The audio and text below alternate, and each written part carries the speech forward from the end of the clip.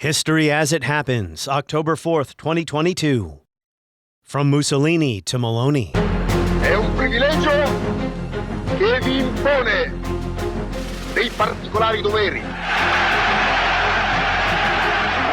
fummo grandi. Dire che dagli italiani in queste elezioni politiche è arrivata una indicazione chiara. E l'indicazione chiara è per un governo di centrodestra a guida Fratelli. The Italian right has handed fascism over history for decades now, unambiguously condemning the suppression of democracy. The Italian elections made a woman named Giorgia Meloni, who praised Mussolini as a teenage neo-fascist activist, the next prime minister.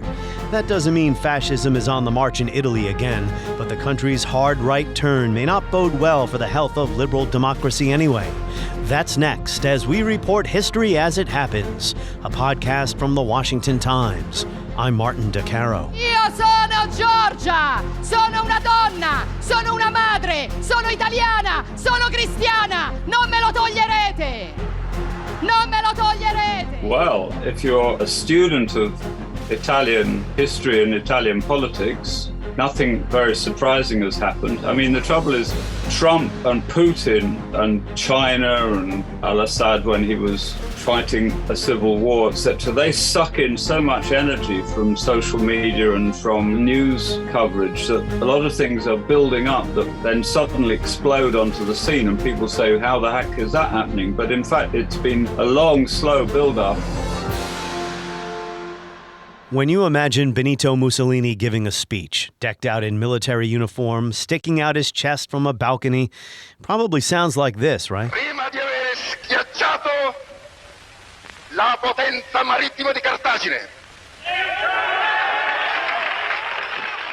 Well, I bet you've never heard Mussolini speaking English, as he did in this film shot in 1929, now available in the Associated Press archive, 7 years after he became the world's first fascist prime minister. I am very glad to be able to express my friendly feelings towards the American nation.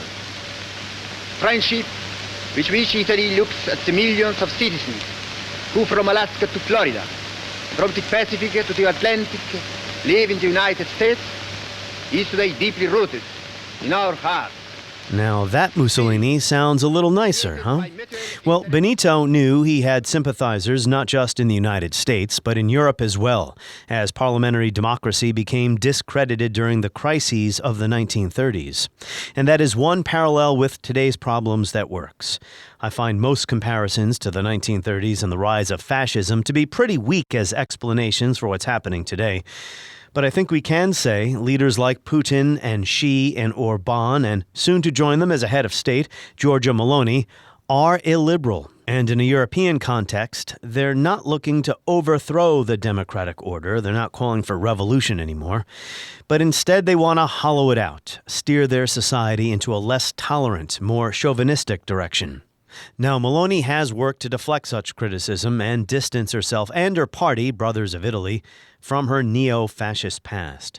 Earlier this year, she recorded a video in English in which she denounced Mussolini and in which she sounded populist notes about saving government from elites who don't have ordinary Italians' best interests in mind. That is why Italy needs a united and clear-minded government that would not only avoid wasting a euro of this money, but also foster investments and growth in our country. You should also be aware that in Italy, for more than a decade, governments have not been the outcome of what the citizen chose by voting, but rather have been the outcome of agreements, often under the table or unorthodox, between the same parties that were fighting each other in the electoral campaign. In these 10 years, the left, which has failed to win elections in Italy since as far back as 2006, has managed to stay in government almost all the time.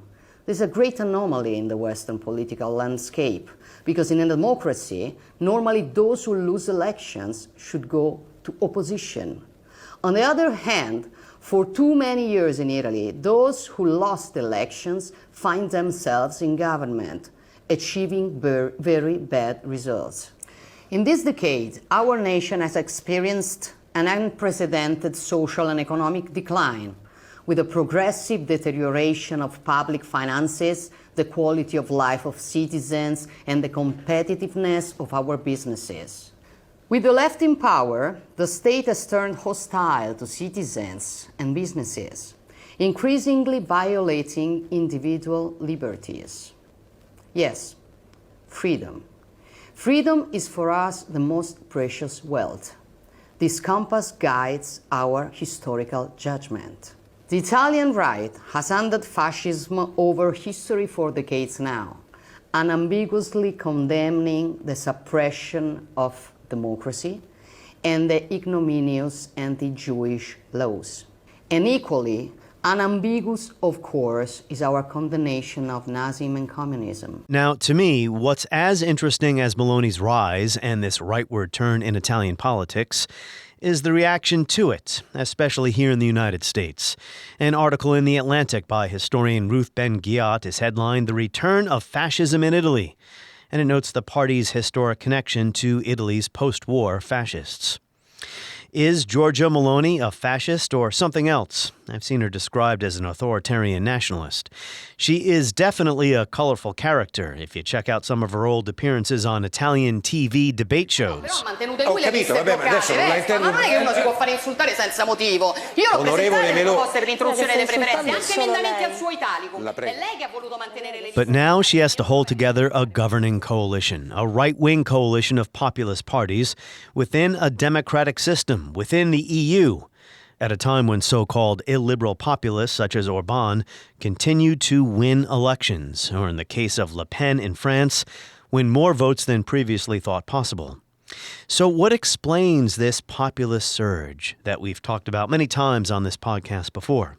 Roger Griffin is widely acknowledged to be one of the world's foremost experts on the socio-historical and ideological dynamics of fascism.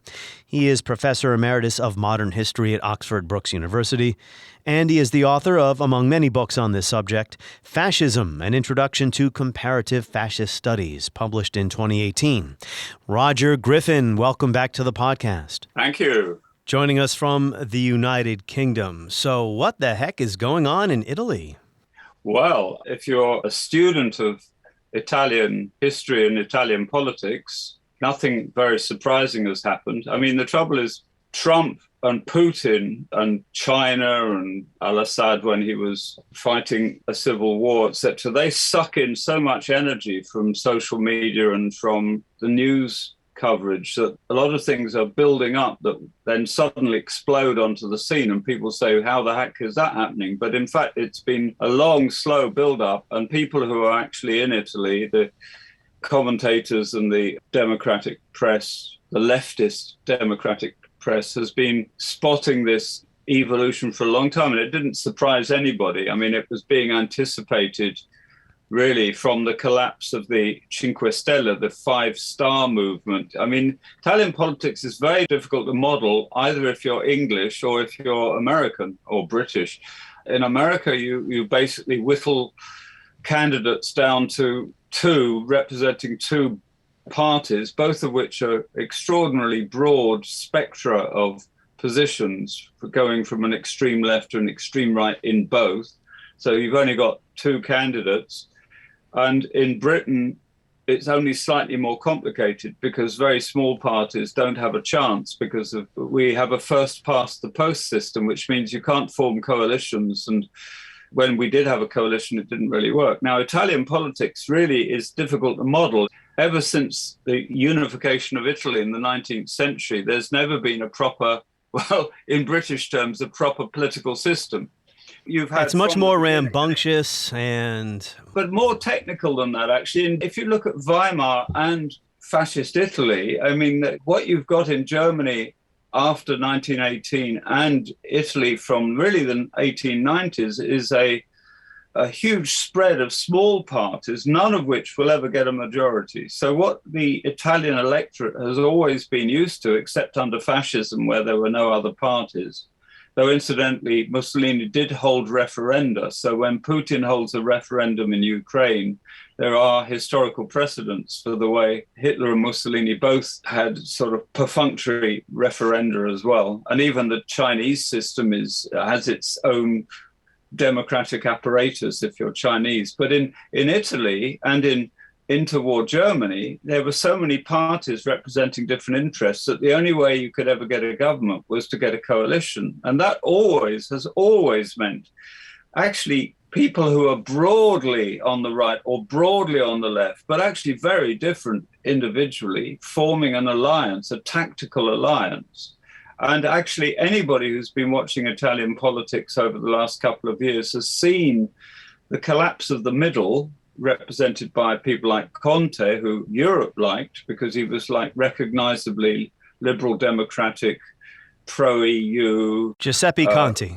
Yeah, they've seen the middle collapse, and the populist floating vote, and a fact of European politics is an awful lot of people who are not anchored anywhere, moving from a sort of leftist populism represented by the Cinque Stelle, this five-star movement, which was originally led by a sort of comedian, etc., which of course is pure satire stuff.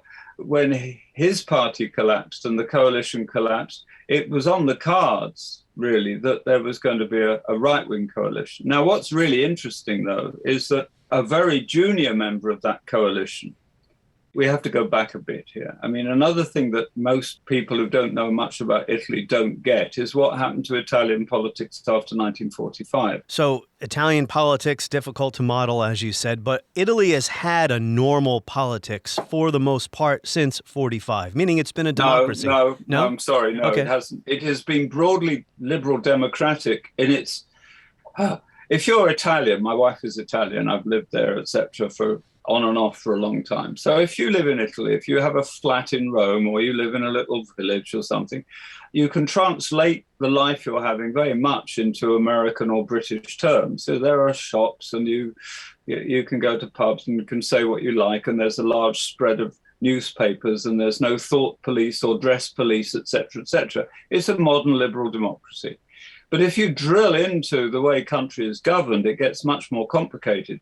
Up to 1994, the two dominant parties in Italy that emerged from the collapse and defeat of fascism, which, contrary to the Italian myth of its own self-liberation, was largely the work of the Americans and the British, who fought their way up through the peninsula. A certain myth of how Italy had liberated itself left a legacy of there being two dominant parties, and one was the Communist Party, and the other was the Christian Democrat Party. But already from 1948, there was an attempt by former fascists to tunnel their way into the new democratic republican system. And what you get is an absolute classic bit of Orwellian doublethink. A new party is formed called Movimento Sociale Italiano, which in English is Italian Social Movement. Now, that social could make you think it's left-wing, but actually it's a very overt reference to the name of the fascist republic under Mussolini and the Nazis from 1943 to 1945, which was called the Repubblica Sociale Italiana, the Italian Social Republic. And that social there did not mean left-wing, it meant National Socialist, right-wing. It was a right-wing socialist party. And the so-called MSI, Movimento Sociale Italiano, from its birth had former fascists, absolute fascists. And one of the most important figures, and he's worth looking up, is Almirante, because Almirante was Minister of Propaganda for the RSI, a total pro-Nazi, an absolute, I don't want to swear on your podcast, somebody who's so obviously in his credentials anti-democratic. And he became the head of this very important figure in this new party. And that party existed all the way up to 1994, by which time it had tunneled its way into the democratic system. So people could already vote for the MSI without feeling they were fascist. And by which time fascism, the MSI had lost any revolutionary or violent implications in Italy. And then this Brothers of Italy party, where Giorgia Meloni could potentially be the next prime minister, they do have a historic connection to the MSI. Absolutely. But the thing that we have to know, and I'm afraid it is complicated, where we're so used to a small number of parties.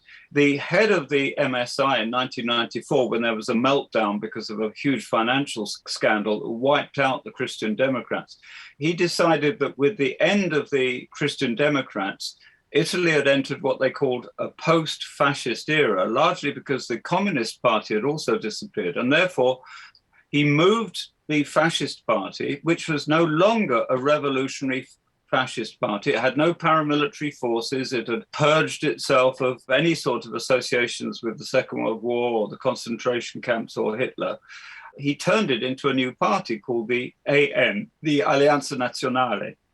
And Giorgia Meloni, the new head of state in Italy, cut her teeth on the AM, working in the area of youth. And I would recommend the Wikipedia article on Giorgia Meloni if you're at all interested. It's quite complicated, but you'll see that from a very early stage, in the early 2000s, in the noughties, she was grooming herself as a practical politician, populist politician, involved with youth, and very interested in the shenanigans, the sort of complicated backroom politics going on in Italian politics. And that allowed her to tunnel her way into Forza Italia. Now, Forza Italia, which is the phrase you use when you support an Italian football team and you say, come on, Italy, and it means come on, Italy. Forza Italia, run by this really corrupt figure called Berlusconi, who's been called a postmodernist politician because he created a party with no physical, it wasn't a physical entity, and this was even before the power of the web. Yeah, many Americans have heard of Berlusconi. She moves herself away from what was historically a fascist party into this centrist party. And since then, and I invite people to check it out with Wikipedia, she's played a complicated game which has taken advantage of the fact that Salvini, who was another right-winger, he came from a separatist party called the Lega Nord, which was basically wanted the North to drop the South, which it saw as almost in Trumpian ways as being full of the equivalent of Mexicans. I mean, he called them Africans. Anyway, Salvini has basically lost his power because of complicated scandals, etc. Berlusconi is extremely old, and there's this young, vital woman, female politician, who's very good at sending out, like Hitler, but I'm going to qualify that. I'm not at all comparing her to Hitler, except in this respect.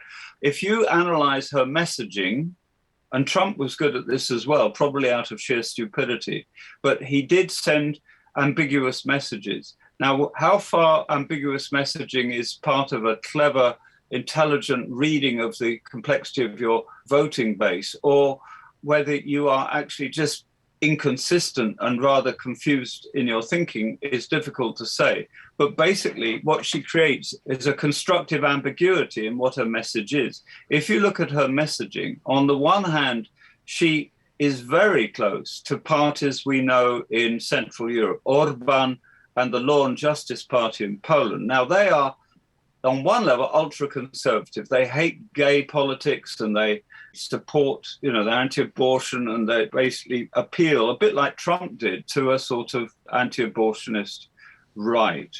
And then at the same time, she has other things in her portfolio which link her back to Almirante and fascism. And she's made positive statements about Mussolini and Almirante. So if you can see the public as being a huge spectrum of positions, her messaging is really confusing and complicated. You raised a lot of interesting points there. I want to talk about Meloni. I mean, that's the reason why I got in touch with you again. But one more point about history.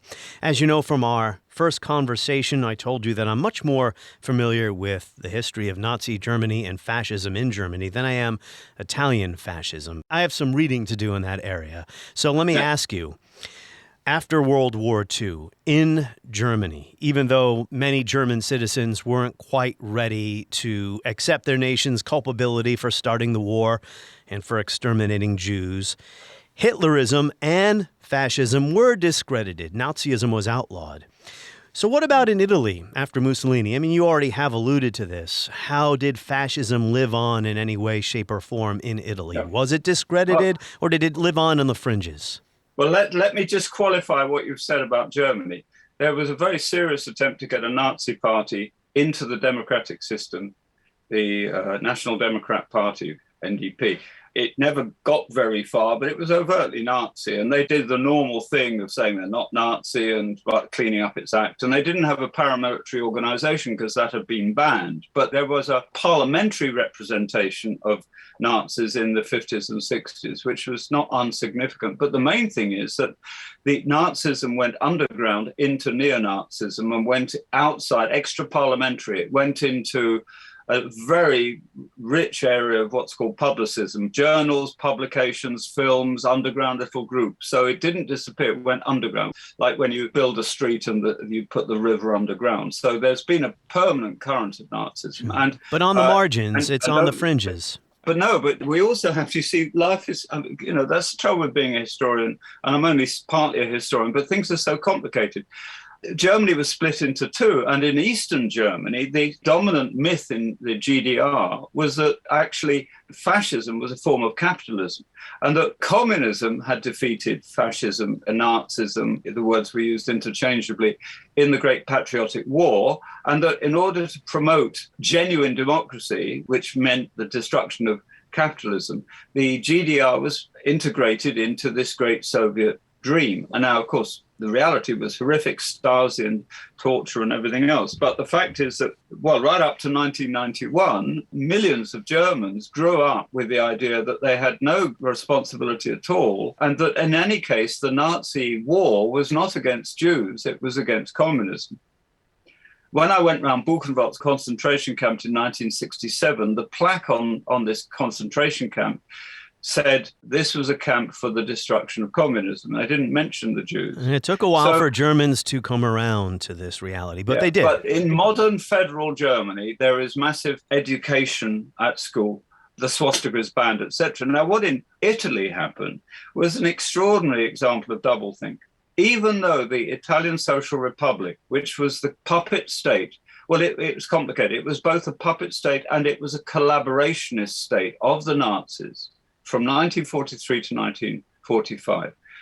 Even though the fascists, and it should be called what the Italians call it, Nazi fascism, they actually create this hybrid term.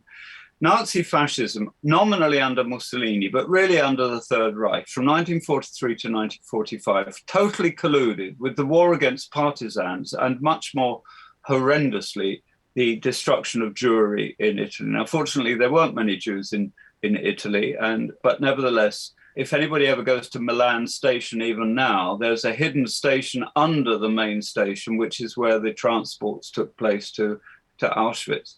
But that whole collusion and collaboration and guilt for the Third Reich and the atrocities has been utterly buried in the consciousness of ordinary Italians. In fact, the Italians concocted, after 1945, most Italians concocted an idea that anything terrible that happened was the responsibility to the Nazis.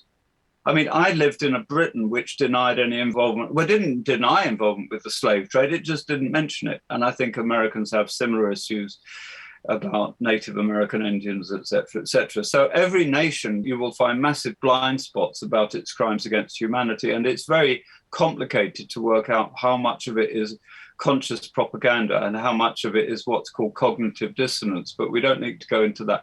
The fact is that if you ask an average Italian, and I've done this, when I talk to a very nice woman I know from the village of my wife, we're having English lessons, and I assumed naively, because she's really nice and friendly and everything, that she would have been appalled by Meloni being her new prime minister, and she really likes her.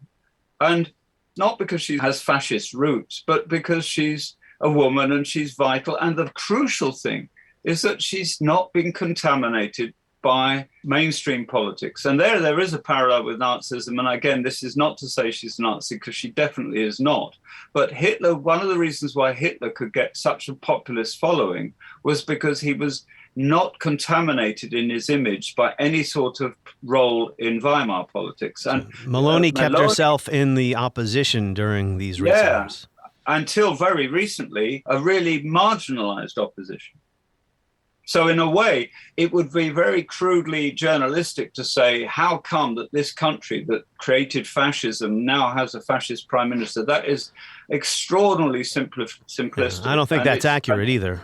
No, it's not accurate, but I'm certainly not accusing you because you're a responsible journalist. But I mean, it's very easy for people who don't understand this country to slip into the idea that they somehow haven't learnt from the past. In a sense, they've never been confronted by their own war crimes. And if you want to understand that, if your listeners want to understand that, think that till recently, the state of ambiguous denial that most Russians have been in about the Ukraine war. It's the mass conscription that's woken up Russians to the horrors of and the reality of a war, because it's much easier to think that your country is innocent, and that Mussolini was okay, and that it was Hitler that corrupted him.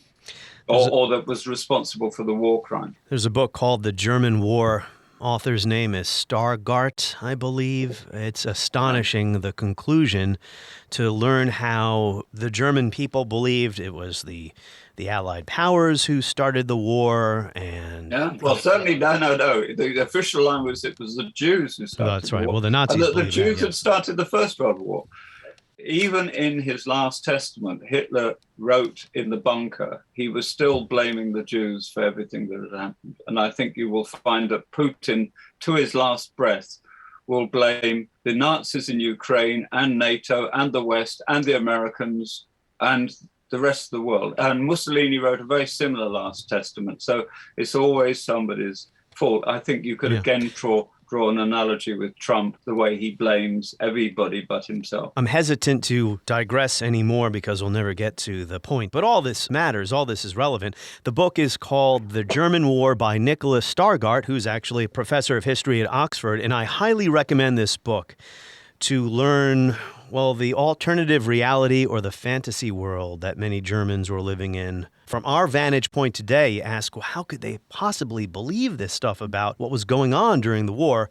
But in fact, they did. I also didn't mention when it came to, did fascism live on in Italy on the margins or in the mainstream, versus what happened in Germany? I didn't mention how many former Nazis, by necessity, had to be reintegrated into society after the war.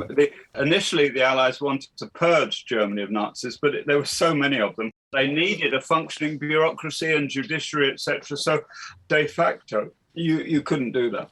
Yes, judges, police officers, etc. Yeah. So I'm going to share with you a few observations about Meloni and what is going on in Italy, written by Federico Fubini for the Persuasion Substack about Meloni. She co-founded Brothers of Italy in 2012 after resigning as a youth minister. You mentioned that, from Berlusconi's government.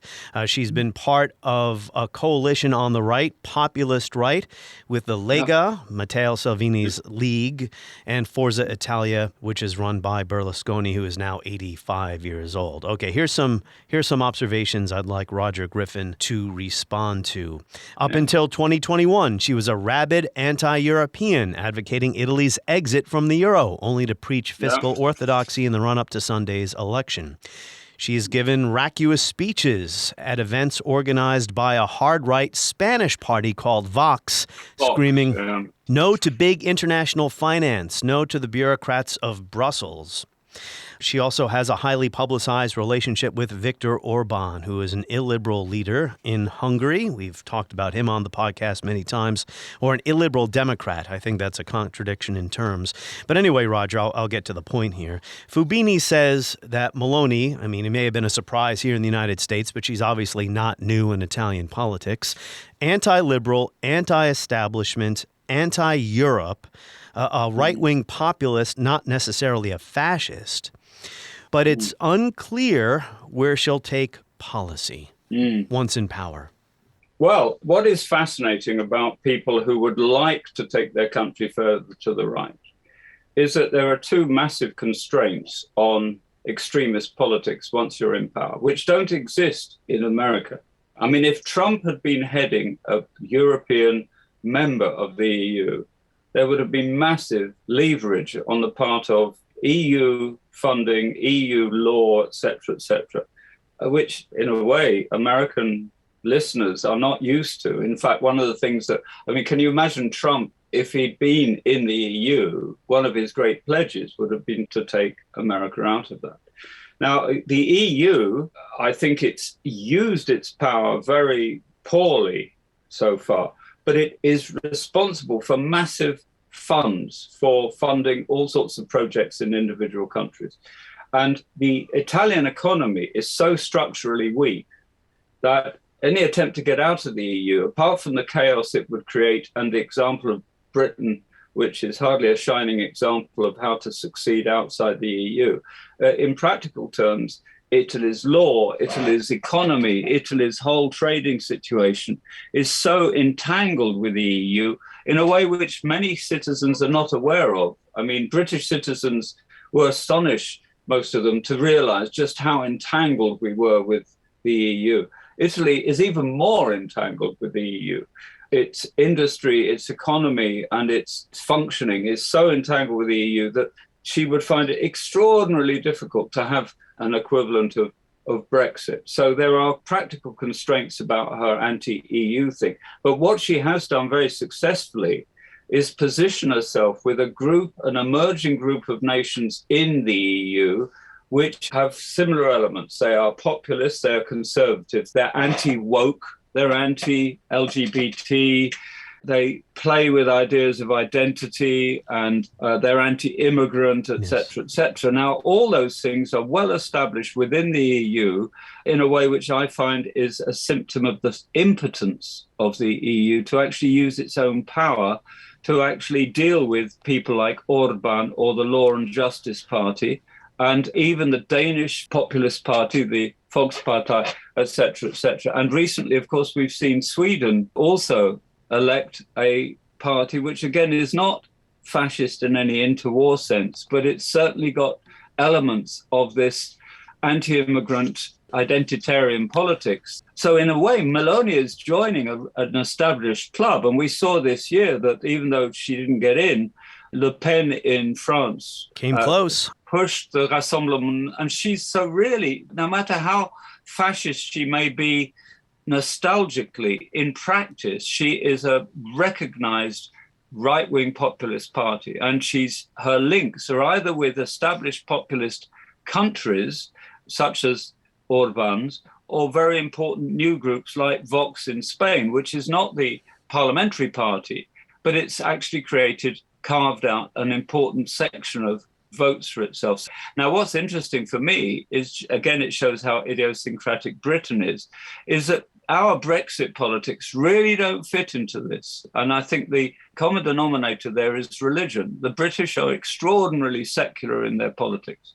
They can be monarchists and they can use all the symbols of the church, as we saw with the funeral of Her Majesty the Queen. But what you find with Vox and Orban and certainly the Polish party is an extraordinary perversion of Christianity, of Catholicism, to shore up conservatism. You didn't get that in Sweden. It's a different sort of party. So it is very complicated. But in a way, functionally, she's really part of this EU group of right-wing Eurosceptics. And that is, of course, the paradox. At the heart of the EU, there's a group of countries and political establishments, but also of anti-establishment parties, which are actually against the institution that houses them. And so that is where she fits in. The immigration part is really important because the EU is open borders after the horrors of World War II and the treatment of ethnic minorities. Only internally, though. So this is really important because critics of the EU have said that despite its adherence to some of the fundamental principles of the United Nations Charter for Human Rights in theory, what they've created effectively is what's called a fortress Europe. It's called Festung Europa in Germany, which is liberal, democratic and freedom of movement within Europe, but actually deeply hostile to mass migration into Europe. So in a way, she can assert liberal democratic values within Italy and just single out people she regards as the enemies of society, which is a traditional thing. You have it in America as well, right back from the 1960s, counterculture, gay, fluid genders, all the whole woke thing. Germany opened its borders to Muslim migrants who fled. That was very anomalous. And that's now turned out to have created the AfD. The AfD, of course, is another party that she fits in very well with. Yeah, there's been a backlash to what happened in the Middle East and people fleeing the chaos caused in large part by the United States invasions, but also the Syrian civil war, etc.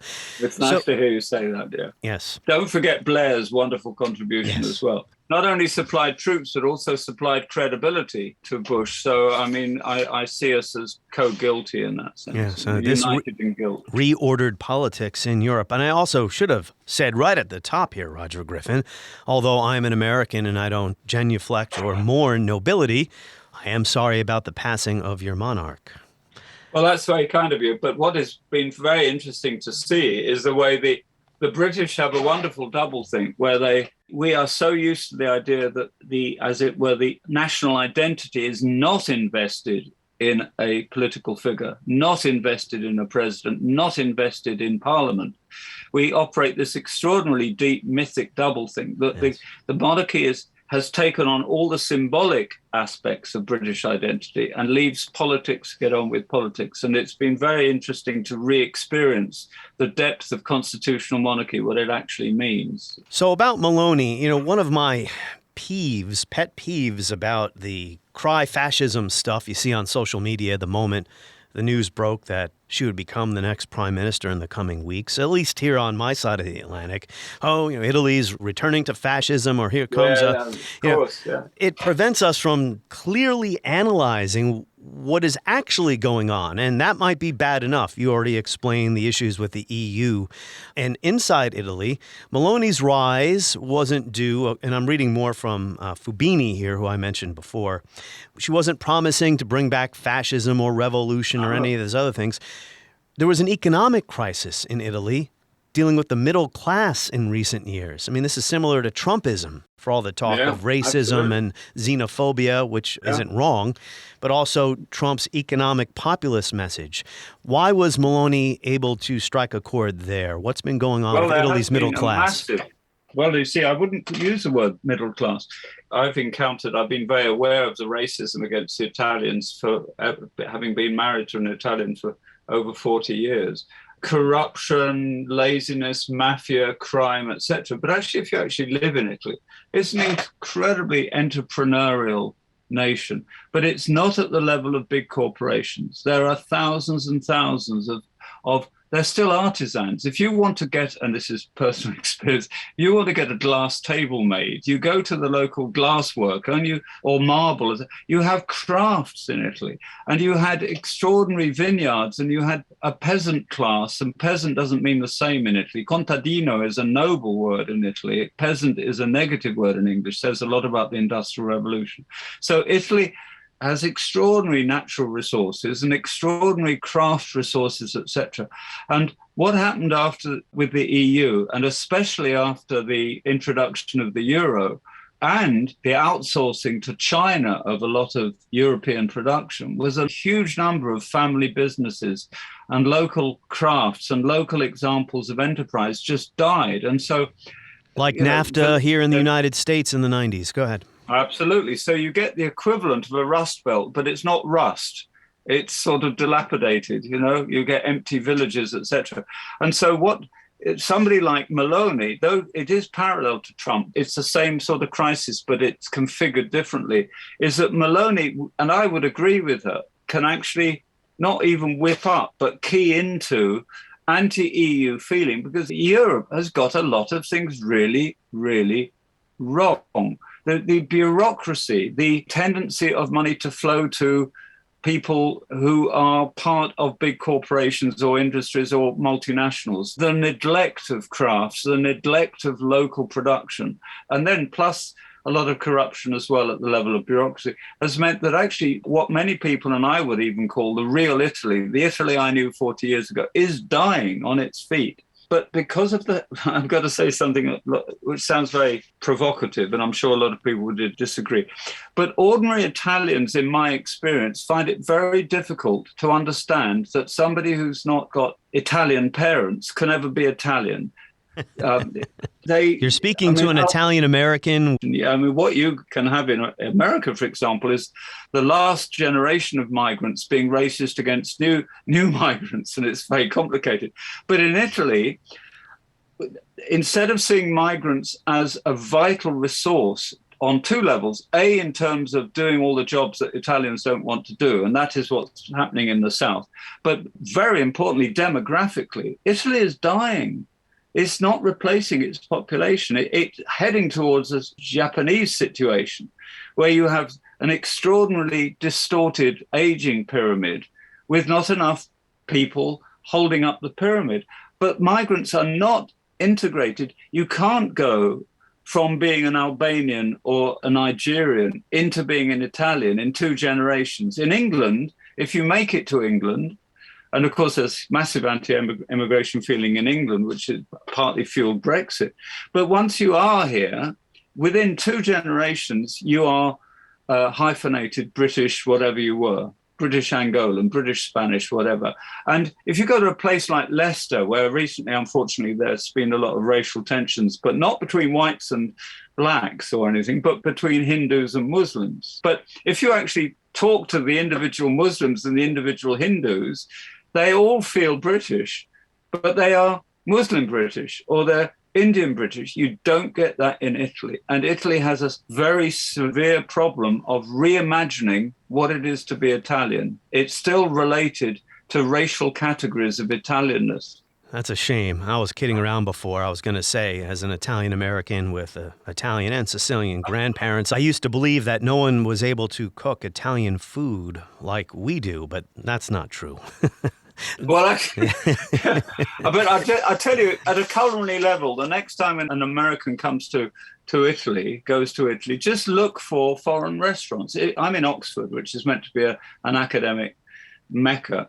But in the main street near where I am, there are over 50 eating institutions representing about 27 different national cuisines. It's the student area and it's a long street. There is no equivalent in Italy. I mean, there are hardly any ethnic restaurants. And we, partly because our cooking was traditionally so bad, we've embraced foreign cuisine. I've heard that about you folks. Americans, like New Yorkers have, Yes. But Italy is extraordinarily conservative about its culture and national identity. They're all incredibly proud of it, but they are extraordinarily conservative in how they understand what it is to be Italian. They confuse cultural Italianness with citizenship. Mm-hmm. And the effect is that many migrants to Italy are marginalized, and scratch most ordinary, nice, family-oriented Christian Italians, and you will find somebody with racial prejudices about migration. I find it really tragic because they don't realize that they desperately need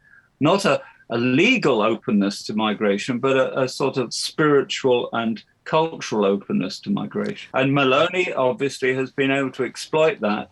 She can get a resonance with her. People are not put off. The name of her party, Fratelli d'Italia, are the first 3 words of the Italian national anthem. Also, she's a woman, she's youngish, and she's not contaminated by the old system, and people are eager to see what she'll be like in. I tell you what, she cannot be worse than Truss, our new female prime minister in England, who's made a dog's dinner of the first 3 weeks in power. Cutting taxes despite runaway inflation, but I wasn't aware of that in Italy. For moral, demographic, and other reasons, countries that shut their doors to outsiders and migrants, I'm opposed to that. But my last question to you about Meloni is, so what is she? She's not a fascist, probably, although she's never quite disavowed that history there.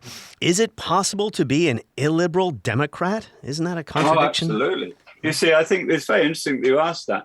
I grew up with this idea that, in a way, liberal democracy is an oxymoron, a pleonasm. You're actually saying the same thing twice. If you're liberal, you're Democrat, and if you're Democrat, you're a liberal. And then, of course, when you grew up in the Cold War, you learned that a lot of countries which are obviously not democratic think of themselves as democratic. I mean, North Korea is called the Democratic Republic or whatever.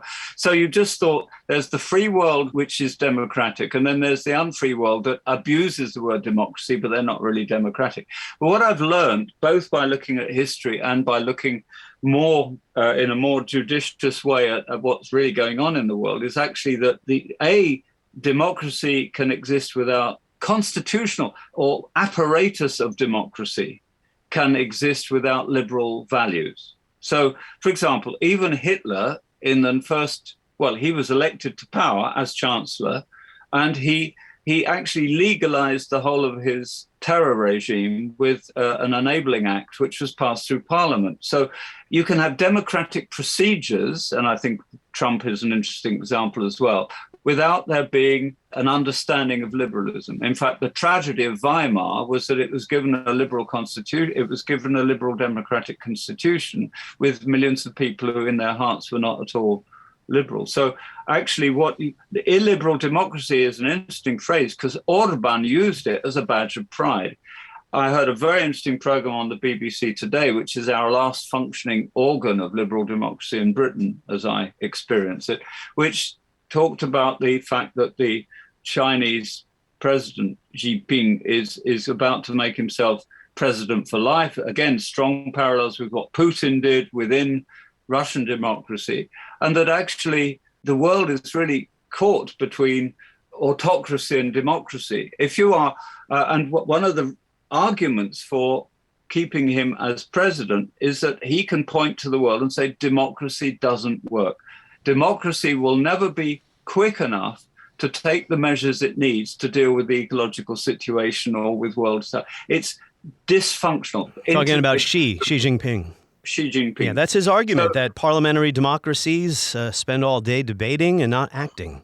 Yeah, exactly. And in fact, one of the most glorious speeches by Hitler, and I don't, as a soundbite, that implies I'm a Nazi, but you have to, in a perverse way, admire his extraordinary rhetoric in the first few years in power. And of course, it's easy to mock him and just, if you can't understand German, and just sound as if he's on speed or something. But he does a brilliant talk in the parliament in Germany. He just lists the number of parties there are, that every single interest group has got a party. And then at the end of it, and his comic timing is such that people start laughing. It's just ridiculous, the sheer choice you've got in democracy. And then he ends up saying, ein Reich, ein Volk, ein Führer. So in a way, democracy can be liberal democracy with all its pluralism and representation and countervailing this and countervailing that, can be, especially with a mounting ecological crisis, can be simply written off as ineffectual in dealing with the crisis of society and the crisis of the planet. As to what Meloni represents, I would like to argue that we don't get a handle on Giorgia Meloni by looking at the interwar period. What we've got in modern populist politics is a sort of, people have called it postmodern, where you actually you're no longer a point on a spectrum. You are a broad band with an extreme left and an extreme right within that band.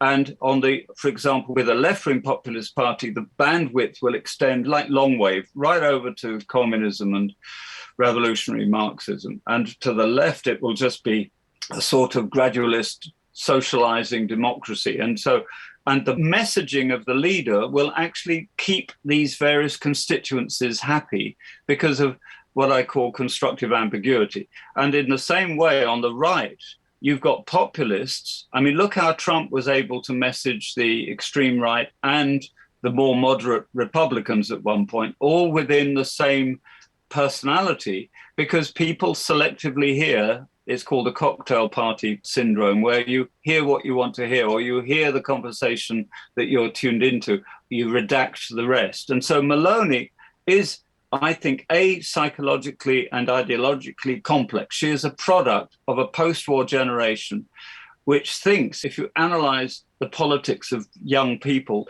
they are all over the place about all sorts of different contradictory positions. Human beings no longer have political positions that fit into neat boxes created by early 20th century political scientists. So she in herself genuinely represents a sort of pick and mix complex mosaic of positions, which is actually, you find time after time in modern populist politics. If you are an Italian neo-fascist, you can look at her logo and see the fiamma tricolore, the three-color, that's the Republican flag, flame. And that flame, though a lot of people don't know this, is the flame that burns at Predappio, where Mussolini is buried. So this is the eternal flame of Italian fascism.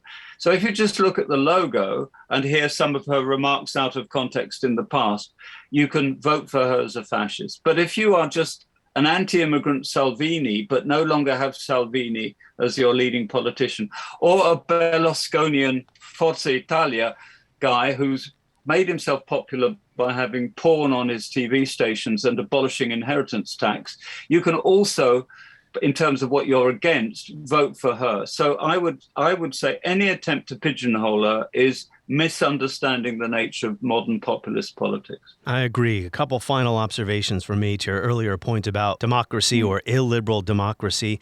There is more to democracy than holding free elections. To live in a liberal society, freedom of speech, artistic freedom, academic freedom, freedom of association. You have other institutions in civil society that uphold pluralism. It's not just about elections. So, Can I just put in as a footnote there, look at the history of the women's movement. The first stage was the vote for women, but as all people verging towards feminism or women's rights have discovered at their cost, the struggle for female equality and women's rights goes way beyond the right to vote. And leaders like Orban don't want to get rid of elections.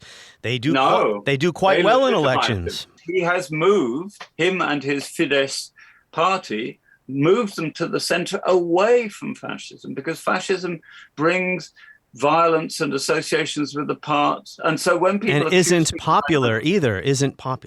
I'm going to say something probably a bit heretical and probably sounds very elitist as well. I grew up thinking that most people in a liberal democracy are basically liberal. I mean, in other words, they're not just anti-Nazism, etc., but they're also generally tolerant of difference and pluralism, etc. So unfortunately, especially since Brexit, which I found a very grueling experience, and I'm afraid many people would find a parallel experience with, say, experiencing the Trump era after Obama, or many equivalents. Like one of my main colleagues in Europe is a wonderful Polish professor in Oslo, and for her the rise of the Law and Justice Party has been quite traumatic. I've had to come to the conclusion that as liberal democracy breaks down in its viability ecologically and economically, I would say there's a sort of horrible creeping silent majority movement which actually doesn't really feels uncomfortable with liberalization and democratization, and is actually the center, if you want to sort of generalize, the center of feeling and identity of the majority of people in the modern Western world, democratic world, is actually to the right. It's shifted towards anti-democratic positions on things like gender equality, but much more crucially in its blindness to the suffering of the rest of the world. One of the things that I took away from the COVID crisis was the absolute lack of a movement in Europe and the developed world to ensure that Africa got its vaccinations. Now, if you unpack that, it's pragmatically stupid, because if you can't vaccinate the whole world, you'll never get rid of COVID. But secondly, this inability to imagine the equality of people who aren't part of your culture or on your continent. Actually, I'm now a pessimist, and I think that liberal democracy, I see it like a series of islands in an ocean of apathy and broadly conservative right-wing people, with some extremists which are also islands. But the mainstream for me is no longer liberal democratic, it's broadly conservative democratic. And that's how I see it. And I'm still shattered by the fact that after all his 4 years being around, Trump only just lost the election in America. I mean, I find that really, really disturbing. Well, popular vote, you could say he did, but we don't elect our presidents. Oh, yeah, but it's marginal. Yeah. And look at Brexit. I mean, a majority of people in Britain saw migration and Europe as a problem. They were mobilized by the idea that Brexit was full of these fascist bureaucrats, these Eurocrats who are running our lives, etc., etc. The tunnel vision, the blinkered vision that operates when people think about the world, I find really quite disturbing, and it's a sign of a massive failure of education and public media. Especially given the history involved here. So my last observation deals with Meloni and the notion that her electoral success was a surprise. From what I've read, this was not a surprise because Italians have been voting for right-wing or center-right populists for quite a while now.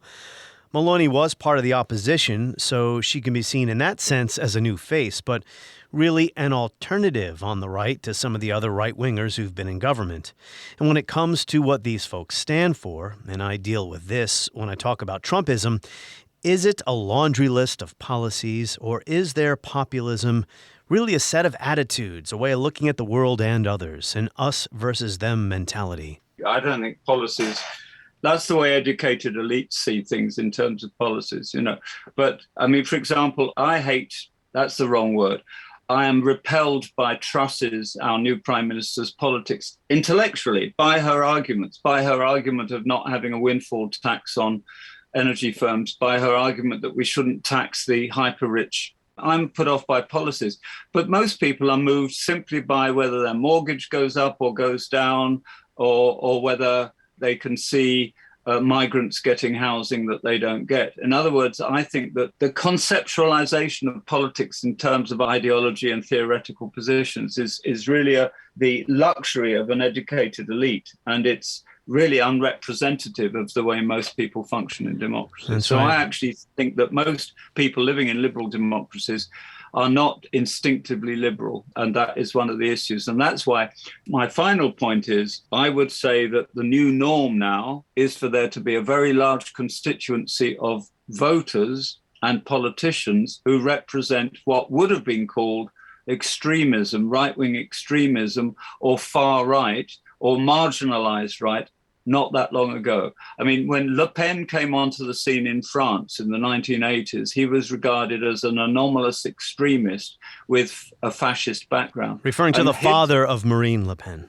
Basically, what has happened over time is that position of the original Front National has actually now become mainstream. It's identity politics, it's anti-EU, it evokes nationalist symbols like Joan of Arc, and drums up patriotic celebrations of the nation, etc., etc. And it's inherently racist in a way which is not biologically racist in the Nazi sense, but it's a refuge for people who feel that the traditional educated ruling elites were remote from their lives. And I find that's really quite tragic. And that's why people like Truss or Corbyn could get in. And paradoxically now, for me, the Labour Party is now electable in Britain because Starmer is neither extreme left like Corbyn nor representative of discredited conservative politics. But it would be really interesting for us to have this conversation after the next election, because if Starmer is in power, there is a chance that we might get back or go forward towards a far more democratic concept of the nation. But at the moment, Britain itself is in the clutch of a form of dangerous elitism and fantasy politics and fantasy economics, which I would say is even more dangerous than Meloni. And I find it quite interesting, for example, we're talking about Meloni, we're not talking about the fact that Truss, who is not in any intellectual way a fascist, has nevertheless introduced an extraordinary anti-leftist agenda, which is pro-plutocracy. And she's been held to account by the IMF, which again points to the way, nevertheless, international systems are constraining and countervailing factors to extremism in practice. Roger Griffin, author of Fascism, An Introduction to Comparative Fascist Studies. We thank you once more for your insights about European politics and history. On the next episode of History as It Happens, we're going to stick with the issue of populism and the fake populists of American politics. At least that's according to Sean Wilentz, the great Princeton historian, returns to History as It Happens, a podcast from the Washington Times.